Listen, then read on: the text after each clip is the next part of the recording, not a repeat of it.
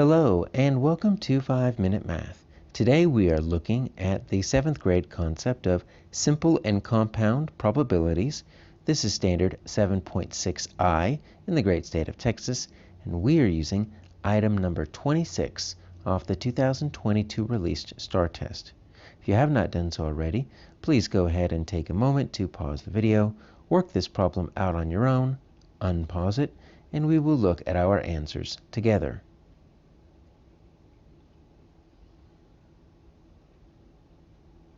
So, Regina has 3 number cubes.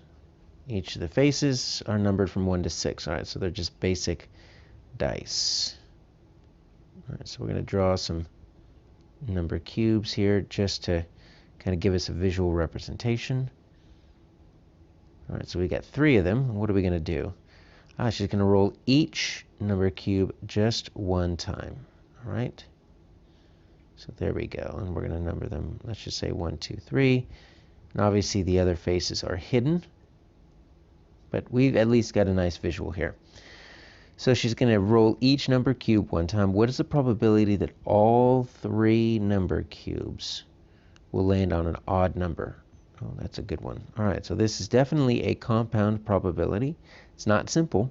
Simple would be rolling 1 number cube when you do one thing. But anything that you need at least 2 or more events to happen to satisfy the outcome means it's compound. And we've got 3 things that need to happen. We need each of these to land on an odd number. And I'm looking for that probability. What's the probability of each of these landing on an odd number? Well, each of these number cubes is labeled 1 to 6. So I'm just going to kind of do this for each of them here. And if we just do a real quick labeling, we'll know that we've got odd numbers, even numbers. This is stuff we learned back in 1st grade. How many odd numbers do we have on a number cube? How many even numbers do we have on a number cube? I've got 3 of each. So odds are 3, evens are 3. Now, I'm close to being able to figure this out. What I need to do is I need to figure out, first off, what is the probability of landing an odd number on each of these? Okay, so each of these, I've got 3 odd numbers out of 6 total. So I'm going to start with that. I'm going to have to do a little bit of work to actually get the answer here. Yeah, 3, 6, that's kind of big. Let me go ahead and simplify that. Most of us can visually do that real quick. We know that 3 halves, 3 6 equals 1 half, because 3 is half of 6. If you want to do it the long way, you can divide numerator and denominator by 3. You get down to 1 half. So there we go.